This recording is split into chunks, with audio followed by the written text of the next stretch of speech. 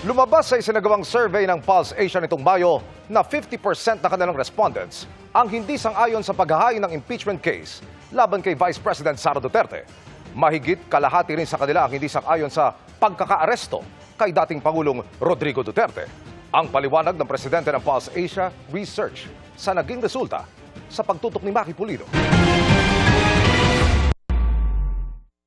Mula May 6 to 9, tinanong ng Pulse Asia ang 1,200 na rehistradong botante.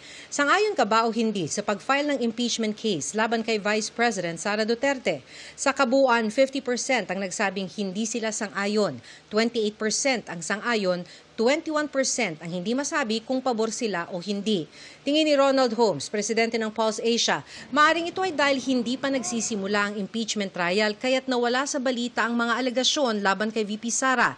Nung nag-iimbestiga raw ang Kamara, bumabang approval at trust rating ni VP Sara noong September at December 2024. Nawala sa balita, kumbaga, yung mga akusasyon tungkol sa maling paggamit ng confidential fund, yung kanya pag-threaten sa presidente. Maaari pa raw itong magbago, sabi ni Holmes. Depende na sa mga lalabas na ebidensya sa impeachment trial.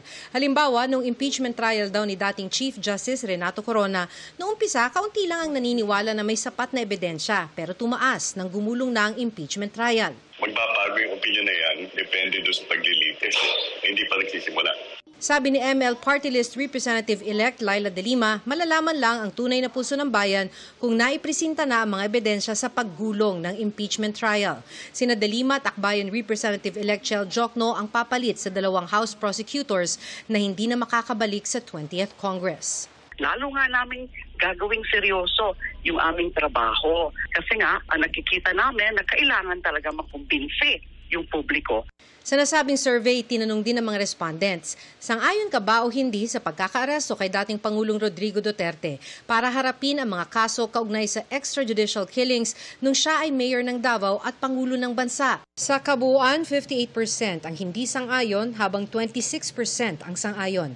Pero sabi ni Holmes, maaari daw kasing dahil ito sa kumalat na mga maling impormasyon ng arestuhin ng dating Pangulo. Ang pagpapalabas ng mga Duterte sa pag-aresto na yun ay illegal at malawakan yung ganung uri ng impormasyon o disinformasyon na nakikita natin sa iba't ibang social media platforms. Kahit daw ito, maaaring magbago kung matuloy ang paglilitis sa The Hague at makitang patas ang International Criminal Court.